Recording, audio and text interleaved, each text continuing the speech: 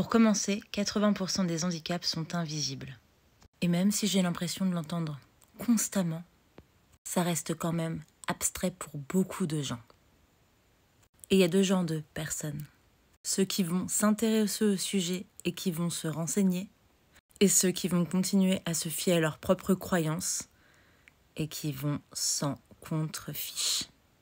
Et tout ça, ça va dépendre de la façon dont ça résonne en nous, de nos connaissances, de nos expériences, de nos projections, mais aussi de notre éducation et du niveau de curiosité et d'intérêt qu'on va porter à la cause.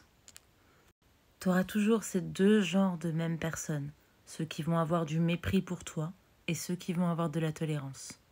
Mais la vérité, c'est que les procédures, elles sont déjà bien longues et compliquées pour qu'en plus on doit constamment se justifier à des inconnus sur notre état de santé, pour qui notre présence et notre existence restent quand même assez floues. Alors je pense qu'il faut commencer à se bouger. Il faut commencer à se battre et à être de plus en plus visible.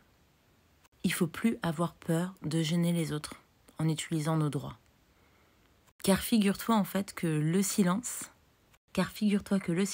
n'aide pas notre cause et surtout ne fait pas avancer notre cause. Alors toi là, derrière ton écran, oui toi, ou même dans la réalité, t'es en droit de t'abstenir de réagir à tout ce que je viens de te dire et à ce que tu vois, que ce soit du mépris ou de l'incompréhension. Et j'ai envie de te dire que des fois, ça vaut mieux que des propos immondes qui infligent une double peine aux personnes qui souffrent de maux à perpétuité. Mais en revanche, nous, on a une société à faire évoluer. On a des paroles à libérer. Nous avons besoin d'entendre des gens qui nous soutiennent et qui nous croient. Car la solidarité, ça restera une de nos meilleures forces. En France, il faut constamment des preuves. Alors éduquez-vous, informez-vous.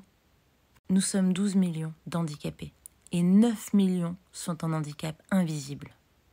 Demain, ça peut être n'importe qui de ton entourage. Ça peut même être toi. N'attends pas que ça t'arrive ou que ça arrive à quelqu'un de proche pour avoir de la compassion. Agis et ne laisse plus personne dans la détresse utiliser son droit. En caisse prioritaire, dans le bus ou sur une place de parking, ayons tous le même discours.